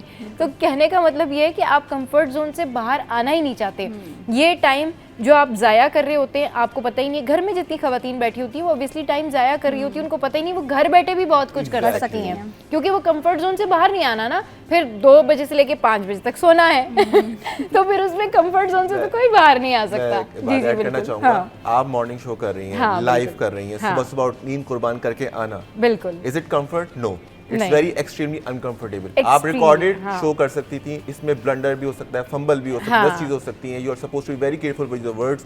तो ये है अनकंफर्टेबल, जो आपकी जो ग्रूमिंग करेगा वो जिंदगी भर चलेगी, सिर्फ इसलिए नहीं, जाती जिंदगी में भी जो आपकी ट्रेनिंग हो जाएगी ना इस वक्त अनकंफर्टेबल सिचुएशन में, तो ये चीजें हमें सिखाने के लिए आती हैं। हमें सिर्फ एसी की आदत है, आप थोड़ी देर बाहर बैठ के देखो तो आपको आइडिया होगा, वो चीज आपको ट्रेन कर देगी। एक मोमिन जो होता है, मोमिन की जो निशानी है उसमें ये है कि आप उसको महल में रखें और अगले दिन उसको झोपड़ी में रखें ना, तो उसकी जात पे फर्क नहीं पड़ेगा, क्योंकि उसको बहुत कंफर्ट अच्छी से बात कोई की नहीं है। हसन आपने। और जिस तरह से हसन ने कहा ना कि ये जो भी चीज़ें हम जो भी काम कर रहे होते हैं, ये हमारी पर्सनल लाइफ में भी हमारी ग्रूमिंग कर रहे होते हैं। हसन, मैं जब न्यूज़ में थी और जब मैं बुलेटिन वगैरह किया करती थी ना, तो समटाइम्स ऐसा होता था कि आपको होता है कि किसी रात को आप स्लीपलेस होते हैं, आपको नई नींद आ रही होती है, आपको कभी माइग्रेन है या कुछ है, बट अगले दिन आपका bulletin and you have to go. तो उसमें ये होता था कि लोग मुझसे पूछते थे तुम सारी रात जाग रही थी, तुम आ गई? तो मैं ये कहती थी यार, जब हम कॉलेज में थे तो तब भी हम सारी रात जागते थे और अगले दिन क्लास होती थी तो हम जाते थे। वो कहीं ना कहीं वो प्रैक्टिस आपकी मेंटेन होती है। तो आप कॉलेज लाइफ से, स्कूल लाइफ से अपने कंफर्ट से बाहर आ रहे होते हैं ना, तो प्रोफेशनल लाइफ में भी फिर आप उतना एक्टिव हो जाते हैं। कितना ज़रूरी है कि लोगों को इस बात का रियलाइज़ होना कि जो आम लाइफ वो गुजार रहे होते हैं बचपन से लेके बड़े होने तक, तब तक वो जो काम कर रहे होते हैं वो काम उनके आगे काम आता है उनकी ट्रेनिंग के लिए। मरियम, क्योंकि जाहिर है बच्चों को भी जब हम पढ़ाते हैं तो वो मेहनत करके ही आगे क्लास में जाते हैं। अगर बच्चे को भी हम बोलेंगे नहीं बेटा कोई बात नहीं, सो जाओ, नहीं पढ़ो, कोई बात नहीं, इट्स ओके, तो वो आगे कैसे बढ़ेगा? उसके अंदर वो मेहनत वाली पार्ट ही नहीं आएगा। तो जब हम मेहनत करते हैं और बच्चों को थोड़ा सा जाहिर कंफर्ट जोन से निकालते हैं कि नहीं बेटा आपको स्कूल भी जाना है, पढ़ाई भी करनी है, हर चीज़ मेंटेन करनी है, आपको एक रूटीन में रहना है, तो आप आगे तब आप आगे बढ़ सकेंगे। तो हम बच्चों को उनके कंफर्ट से निकालते हैं, तभी हम उनको आगे लाइफ में जो है उनको कहीं कामयाबी के लिए प्रिपेयर कर रहे होते हैं। इसी तरह जैसे आपने बात करी, चाइना में बहुत अप्रिशिएट किया जाता है, लेकिन यहाँ अगर किया जाता है ओ तो तुम तो सारी रात जाके फ़ोन देख रहे हो, तुम तो ये कर रहे हो, यहाँ पे अप्रिशिएट नहीं किया जाता है। तो और जो मेहनत करता है, जो अपने कंफर्ट जोन से निकलता है, उसको बोलते हैं वो तो देखो भाग दौड़ में लग चुका है। तो कहीं ना कहीं हमारी सोसाइटी भी हमें हमारे कंफर्ट जोन में निकलने नहीं देती है, क्योंकि इतनी नेगेटिविटी होती है, इतना रिस्क होता है, इतना डाउनफॉल होता है कि इंसान बोलता है यार नहीं मैं अपने कंफर्ट जोन में ही ठीक हूँ, क्योंकि उसको बाहर से फिर अप्रिसिएशन नहीं मिल रही होती है। ये जो बात करी ना हसन के, लोग क्या करते हैं कि जो कंफर्ट जोन से बाहर भी आना चाहता है ना, उसको आने नहीं देते बाहर, उसका मजाक उड़ाना शुरू कर देते कि अरे क्या ज़रूरत है, तुम बिला वजह इतना क्यों काम करते हो, या ये ऐसे क्यों करो, कोई फ़ायदा नहीं होता, ये नहीं होता। आप यकीन करें कि बहुत सारे लोगों की नाकामी इस वजह से होती है कि उनकी सराउंडिंग में वही लोग होते हैं जो कंफर्ट जोन से बाहर नहीं आना चाह रहे होते हैं। चलिए जी, इसके ऊपर बात करेंगे, लेकिन एक छोटे से ब्रेक के बाद हमारे साथ रहिए। Welcome back. तो बात हो रही है कंफर्ट जोन के हवाले से कि कंफर्ट जोन से हम किस तरह से बाहर आ सकते हैं। और बहुत सारे ऐसे लोग होते हैं जो बहुत टैलेंटेड होते हैं, लेकिन वो बहुत डर रहे होते हैं कि हम अपने कंफर्ट जोन से बाहर आएंगे तो जो काम हम कर रहे हैं कहीं वो काम भी हमारे हाथ से ना चला जाए, या हम अपने टैलेंट को किस तरह से प्रेजेंट करें। हसन, इतने बहुत अच्छे सारे एक्टर्स होते हैं जो कि ऑफ कैमरा बहुत अच्छी एक्टिंग कर रहे होते हैं, लेकिन जब वो ऑन कैमरा आ रहे होते तो वो उस तरह से प्रेजेंटेबल नहीं होती है, उनसे एक्टिंग नहीं होती, जस्ट बिकॉज ऑफ दैट उनका डर होता है। या बहुत सारे लोग बहुत सारी चीज़ें ऐसे करते हैं कि वो अमेजिंग होती हैं, लेकिन जब वो दूसरों के सामने आते हैं तो आई थिंक वो उनका कॉन्फिडेंस शेक कर जाता है, या आई डोंट नो, पता नहीं क्या हो जाता है। इस सिचुएशन से कैसे बाहर आए इंसान, ये खौफ कैसे ख़त्म करना है? ये खौफ जो है, ये फोबियाज जो होते हैं, या बहुत सारी इस तरह के जो हमारे हालात हो जाते हैं कि हमें ये काम करना आ रहा है। फॉर एग्जाम्पल अगर मुझे रोमांटिक मूवीज़ में एक्टिंग करनी आती है, मुझे एक्शन नहीं करना आ रहा, तो कंफर्ट जोन नहीं है ना मेरा, मैं उधर but why you are an actor, you are supposed to act in any possible situation. If you can not act action, तो then you don't deserve to be called an actor. आप एक hero हो, आप एक star हो, you are not an actor. If you are an actor, you should be chameleon, you should be changing yourself according to. मैं बताऊं, हमें ज़िंदगी के कितने, एक बाप के रूप में भी हमें रहना होता है, बेटे के रूप में भी रहना होता है. इधर बीवी की बात भी सुनो, इधर माँ की बात भी सुनो, इधर बच्चे को भी अलग तरीके से डील करो, फिर ऑफिस से बॉस की सुनो. तो हम कितने रोज़ निभा रहे होते हैं ना, सबको एडजस्ट करके चलना होता है. हम कहते हैं स्ट्रेस ना दो किसी चीज़ को, इसको स्ट्रेस ना दो, टेंशन होगी. अरे stress is mandatory for anything, for growth. If there is no stress, there won't be any growth. जितने माँ बाप जो बड़े माँ बाप जो बहुत अच्छे ख़ानदान होते हैं, बहुत अमीर कबीर होते हैं, उनके बच्चे वो स्ट्रेस देख नहीं पा रहे होते, तो जब वो उस तरीके से अपने माँ बाप की तरह आगे नहीं बढ़ पाते. जो लोग पाकिस्तान में स्ट्रगल करके बाहर मुल्क जाके स्ट्रगल करते हैं, वो उनकी सक्सेस स्टोरीज आप सुने. तो ये क्यों होता है? बिकॉज वो नहीं सुनते उन लोगों की बात जो उनको हिंड्रेंस, नेगेटिव इनहिबिटरी न्यूरॉन्स, हमारे दिमाग में भी इनहिबिटरी न्यूरॉन्स होते हैं जो हमसे बहुत सारी चीज़ें रुकवाते हैं. हम लोग आजकल ना शॉर्टकट की तरफ पता नहीं क्यों चले गए हैं. अब जिसको देखें वो कहते हैं कि जी अब तो जदीद टेक्नोलॉजी का दौर आ गया है, सारी चीज़ें जो वो इस तरह से हो जाती हैं, ऑनलाइन हो जाएगा, ये हो जाएगा, वो हो जाएगा. मैंने लोगों को ना अब बहुत ज़्यादा स्ट्रगल करते या स्ट्रगल होनी चाहिए इस बारे में बात करते नहीं सुना. मैंने ज़्यादातर लोगों से यही सुना है कि अब तो टेक्नोलॉजी का दौर है, एआई आ गई है, अब तो सब चीज़ें ऐसे हो जाती हैं. सो आई थॉट कि ठीक है, टेक्नोलॉजी भी तो वही लोग यूज़ करेंगे ना जो उसको समझने के लिए स्ट्रगल करेंगे.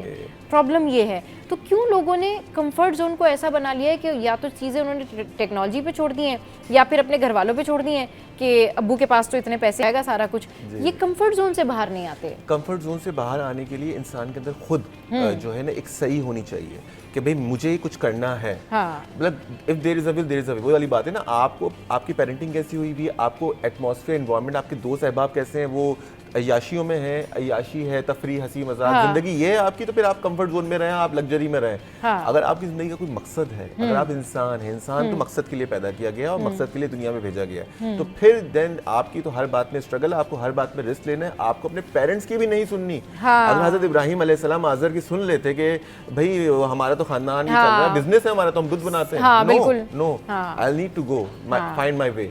ये एक जो एक जी शऊर आदमी, ये भी अल्लाह ताला की तरफ से ब्लेसिंग भी होती है. और इंसान खुद भी सही करता है कि कोशिश करेगा तो अल्लाह उसे मिलेगा. और अल्लाह क्या उसको इस तरह मिलता है लोगों की खिदमत करने से, ये सब चीज़ें करने से, जैसे आपने जिक्र किया. जी जी बिल्कुल. अच्छा मरियम, जिस तरीके से भी हसन ने कहा कि स्ट्रगल करनी चाहिए, ये बड़ा ज़रूरी है.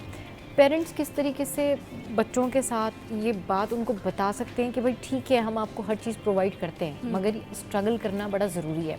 या तो हमारा कोई भाई होता है जो हमें सपोर्ट कर रहा होता है, या हमारे पेरेंट्स हमें सपोर्ट कर रहे होते हैं, या हमारी बहनें हमें सपोर्ट कर रही होती है. कहीं ना कहीं फैमिली में अगर 6 लोग हैं तो उसमें से एक ऐसा शख्स ज़रूर होता है जो अपने कंफर्ट जोन से बाहर नहीं आता, और वही जो इंसान है ना, वो पूरी ज़िंदगी आगे चल के बाकियों के लिए मुसीबत क्रिएट करता है, या डिपेंडेंट होता है, या उन्हीं के साथ ज़्यादा मसले हो रहे होते हैं. ये सबको मिलके ऐसे लोगों को किस तरह बूस्टअप कर सकते हैं? देखिए, सबसे पहले तो ये है कि पेरेंट्स और को भी ये आइडिया होना चाहिए, अवेयरनेस होनी चाहिए कि हम जो है स्ट्रगल करके ही आगे बढ़ेंगे. हमने तुम्हें दिया ज़रूर है, लेकिन तुम्हें अपनी मेहनत भी करनी पड़ेगी. ठीक है, लेकिन आप उसको ये समझाएं कि ठीक है, अब फिर आप उस बच्चे के साथ बैठे हैं या जो भी है, जो भी उसके साथ बैठ के आप एक लिस्ट डाउन करके तुम्हारे स्ट्रेंथ्स क्या हैं, तुम किस चीज़ में तुम्हारे स्किल्स हैं, क्या है. अच्छा, तो अगर बोलते हैं कि फ़र्ज़ करें मुझे भाई एआई में इंटरेस्टेड है, तो बोले ठीक है, एआई भी बहुत वास्ट है. फिर आप और बैठ के करें कि अच्छा, और तुम्हारा इंटरेस्ट किस में है, तुम्हारा रोबोटिक्स की तरफ है, या तुम्हारा कोडिंग की तरफ है, या तुम्हारा ये चैट जीपीटी वाले एरिया की तरफ है.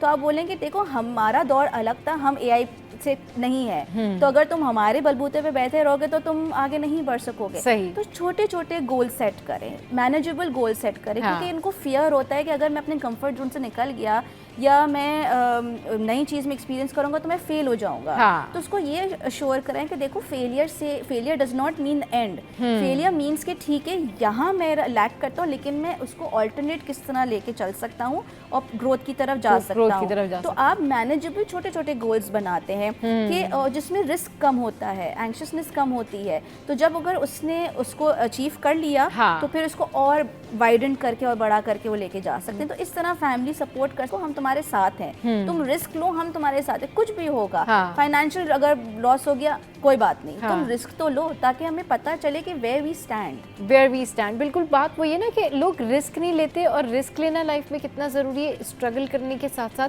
अच्छा सर, एक इस तरह का भी तबका होता है जो कि मतलब जहाँ हैं, जैसे हैं, वो चले आ रहे हैं, अगर उन्होंने कहीं एक जगह जॉब कर लिया ना, यानी अगर कोई इंसान जो है किसी क्लिनिक में कोई असिस्टेंट लगा हुआ है नॉर्मली, तो वो सारी ज़िंदगी वहाँ से निकलने की कोशिश नहीं करते। वो कहते हैं नहीं भाई मैं तो यहाँ बहुत खुश हूँ, मेरा तो टाइम भी बच जाता है, इस टाइम पे मुझे ये सारा कुछ होता है। लोग अपनी ग्रोथ करने के बारे में नहीं सोचते।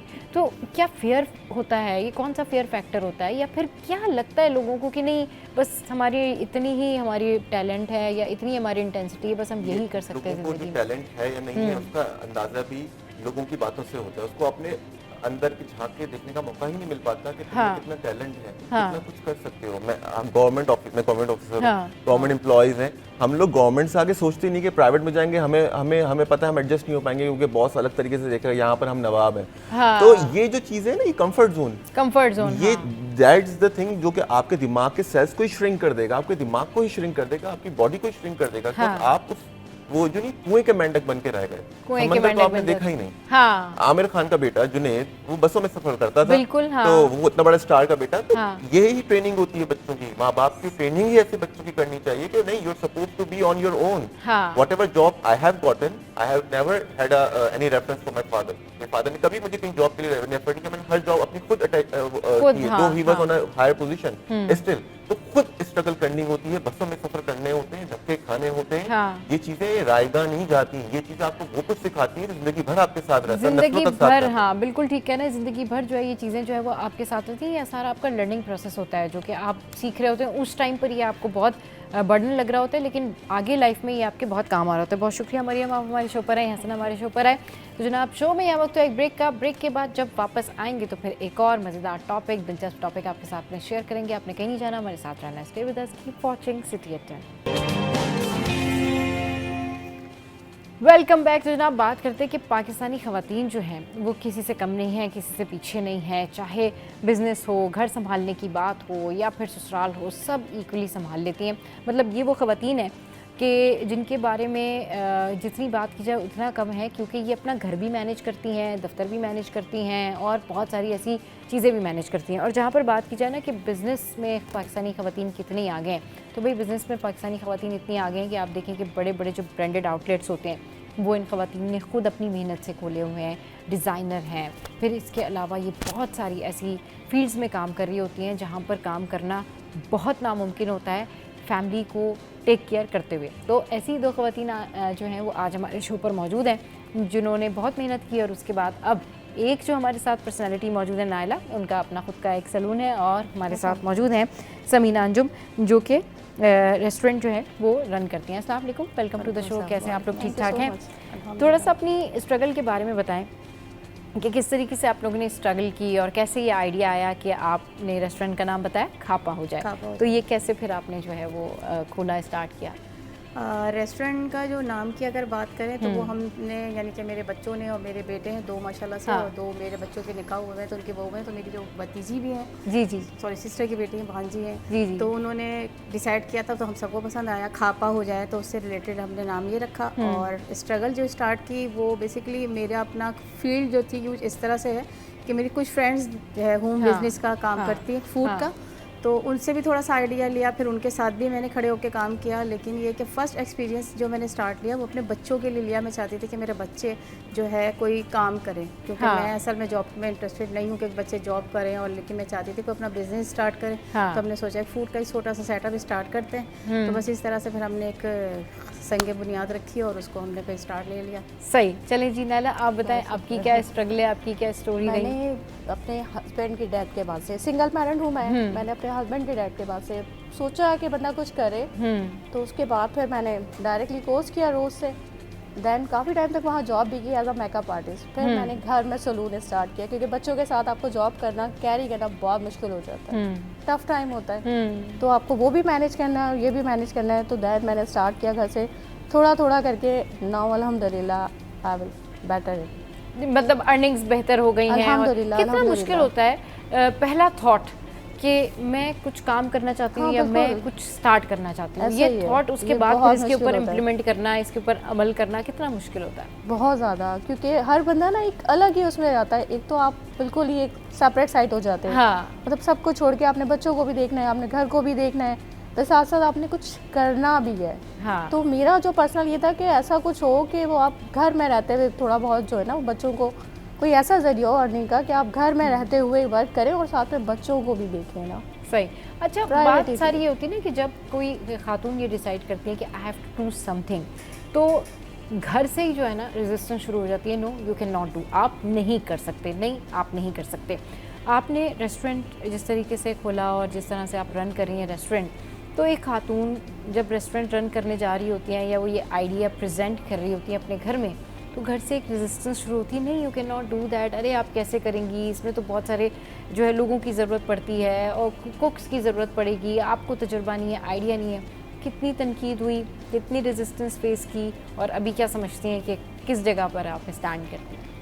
तनकीद मुझ पे नहीं हुई। हाँ। क्योंकि जब मैंने अपना एक आइडिया पेश किया सबसे पहले अपने You're हस्बैंड के lucky। आगे, हाँ। हस्बैंड के आगे, हाँ। तो उन्होंने कहा कि वेरी गुड। हाँ। और जब मैंने सोचा कि पहले मैं अकेली करूंगी, लेकिन यह है कि फिर उन्होंने कहा नहीं तुम अकेले तो कर सकती हो, मुझे हाँ। पता है, लेकिन अगर बच्चों को भी इन्वॉल्व करो तो इसमें ज़्यादा बेहतर है। सही। तो मैंने कहा ठीक है, देखते हैं, बच्चों से बात करते हैं। तो बच्चों ने थोड़ा सा कहा कि पता नहीं हो सकेगा या नहीं, क्योंकि उनका हाँ। ज़्यादा फर्स्ट एक्सपीरियंस था, स्टूडेंट थे, जी। फिर फर्स्ट लाइफ में फर्स्ट टाइम कोई काम करना स्टार्ट के लिए खड़े हो रहे थे। तो लेकिन जब हस्बैंड की सपोर्ट थी तो उन्होंने ये कहा कि तुम कर सकती हो, बच्चे भी कर सकते हैं, क्योंकि हाँ। आप जब घर में बैठ के जब पार्टियां करती हो, अपने दोस्तों को बुलाती हो, रिश्तेदारों को बुलाती हो, हाँ। खाने खिला सकते हो, हाँ। खाने अच्छा खाना बना सकते हो। हाँ। तो मैं समझता हूँ कि जी आप एक इसको प्रोफेशनल इसको आप कर सकती हैं। हाँ। तो फिर बस हमने फिर जब चीज़ देखी कि हम घर से ना करें या कैसे करें, तो लेकिन जब फिर हमने सोचा एक कार्ड से करते हैं, लेकिन जब कार्ड देखा तो उसके लिए फिर कुछ मसले मसाइल हुए, रोड पे खड़े होकर काम करना, अब रोड पे कैसे काम करोगी, ये सवाल आया था। सवाल आया था। लेकिन हाँ। मेंटली मैं और जो है ना इसके अपने एक्सपीरियंस के हिसाब से बिल्कुल तैयार थी। मुझे पता था कि अगर मुझे दाल चावल भी बेचने पड़ेंगे ना रोड हाँ। पे खड़े होके,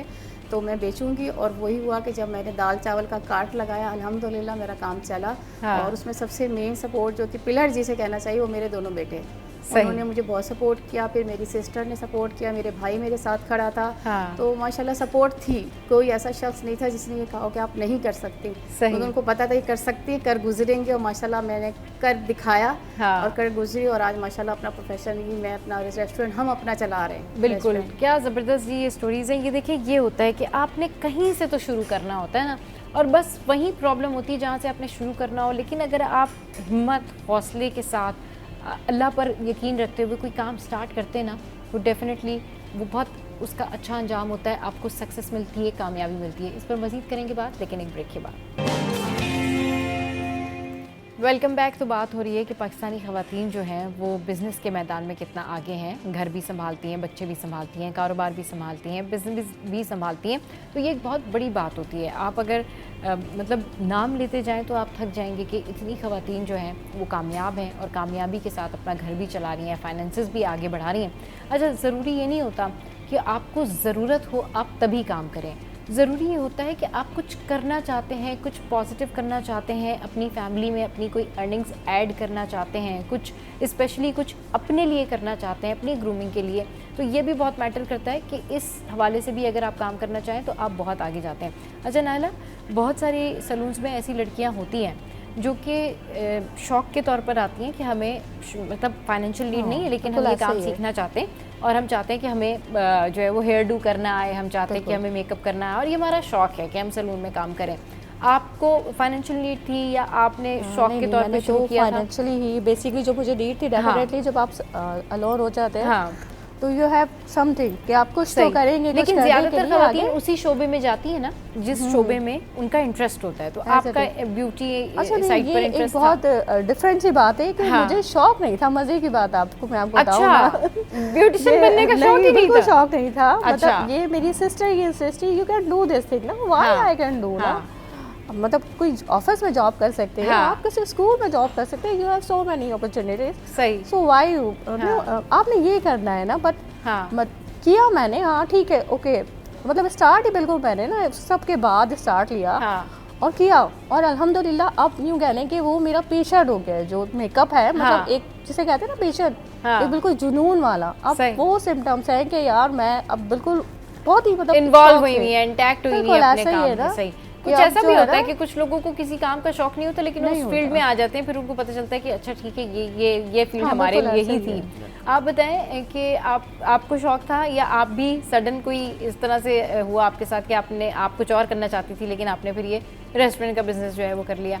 मेरी ख्वाहिश थी कि मेरा एक छोटा सा रेस्टोरेंट हो। अच्छा। हाँ, कभी था किसी कहीं कोने में था, लेकिन इतना नहीं था कि बस हो। हाँ। लेकिन बेसिकली जो मैंने जो काम ये स्टार्ट किया ना, मैं ये चाहती थी क्योंकि मैंने अपनी ज़िंदगी में बहुत स्ट्रगल की है। अपनी पूरी लाइफ में मैं समझती हूँ कि जब मैंने प्रॉपर कहते हैं ना होश संभाला कि मैं एक मैट्रिक की स्टूडेंट थी, जब मैंने अपनी लाइफ की फ़र्स्ट जॉब स्टार्ट की और मैट्रिक मैंने किया था और रिज़ल्ट भी नहीं आया था, तो मेरे वालिद साहब ने कहा कि आपने जॉब करनी है। तो मैंने बड़े गौर से उनको देखा कि मैं क्या क्यों जॉब करनी है, मैं तो नहीं करना चाहती, मुझे पढ़ना है। लेकिन जब उन्होंने कहा कि नहीं आपने ये चीज़ सीखनी है, ये सीखनी है, उस वक्त तो वो बहुत बुरे लग रहे थे।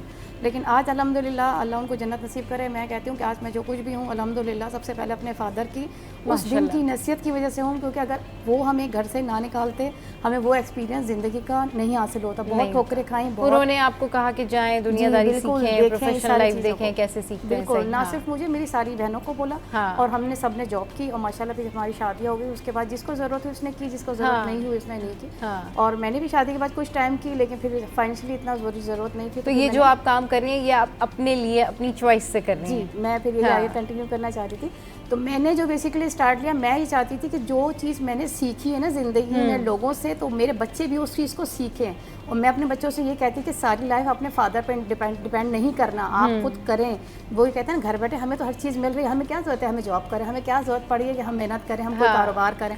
और मेरा ये था कि मैंने इनको घर से निकालना है, कुछ ना कुछ छोटी मोटी जॉब करवानी है, भले एक मैं फ्रेंच फ्राइज़ का स्टॉल ही क्यों ना लगाऊँ, इनको मैंने कुछ सिखाना है ताकि लोगों से पब्लिक डीलिंग सीख सके, लोगों को देख सके कि दुनिया माशरे कहाँ जा रहा है, किस तरह से हम इसमें सर्वाइव। और इससे ये होता है ना कि एक आप सीख भी जाते हैं कि आपने किस तरीके से दुनिया में जो है वो रहना है और किस तरह लोगों को डील करना है, कितने फेसेस होते हैं लोगों को, और पैसे की अहमियत क्या है। पैसे की अहमियत सबसे बड़ी चीज़ आपको ये समझ में आती है ना जब आप खुद बाहर जाते हैं, खुद अर्निंग्स कर रहे होते हैं, तो आपको पता लगता है कि पैसों की कितनी वैल्यू होती है और कितना अकाउंटेबल होता है पैसे।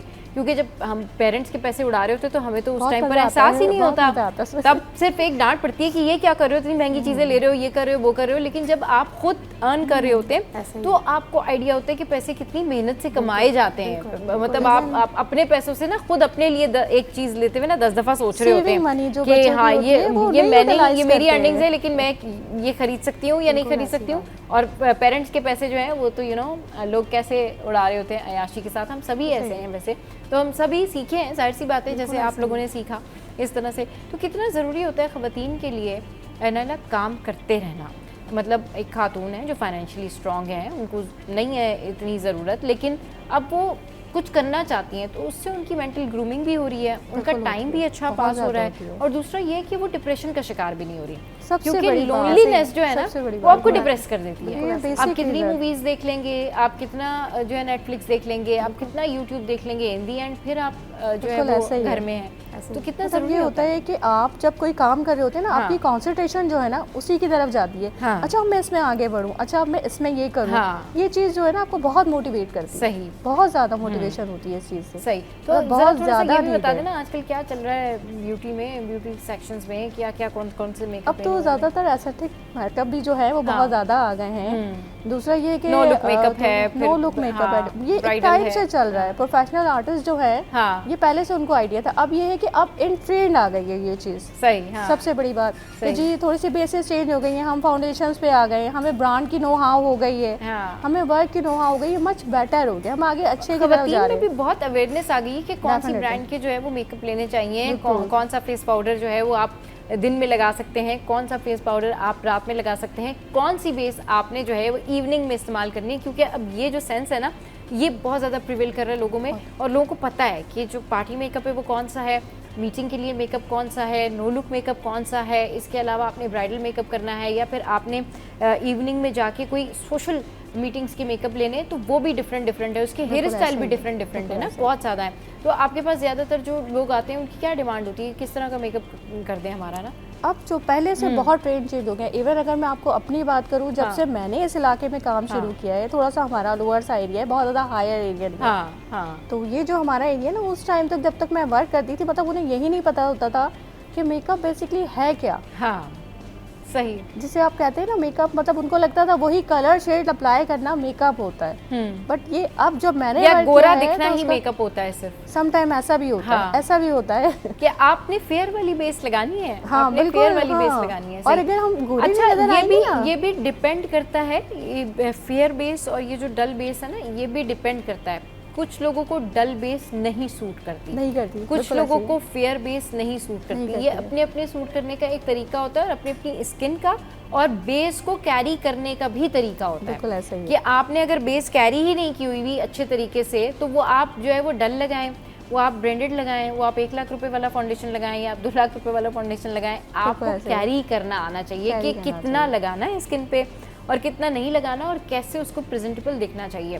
चलिए जी, बहुत शुक्रिया समीना, आप हमारे शो पर आई, बहुत शुक्रिया नैला हमारे शो पर आई, और हमने आपको मिलवाया इन लोगों से जो कि एंटरप्रेन्योर भी हैं और जिन्होंने अपनी मेहनत से, लगन से सिफर से स्टार्ट किया और आज माशाल्लाह से एक अपना सलून रन कर रही हैं और एक जो है वो रेस्टोरेंट रन कर रही हैं। तो ये बड़ी कहना चाहिए बहादुरी की बात होती है, बड़ी हिम्मत की बात होती है कि जिस तरह से ये ख़वातीन जो है वो सोचा, फिर उसको ऊपर इम्प्लीमेंट किया और उसके बाद इतनी मेहनत के बाद जो है वो आपके सामने यहाँ पर मौजूद हैं। तो इसी तरीके से स्ट्रगल करती रहिए, इसी तरीके से अपने जो ड्रीम्स हैं उनको अचीव करते रहिए। शो का टाइम एंड अप हो गया है। आज का शो आपको कैसा लगा ज़रूर बताइएगा हमारी सोशल साइट पर। हंसते रहिए, मुस्कुराते रहिए और देखना मत भूलिए। Keep watching serial 10।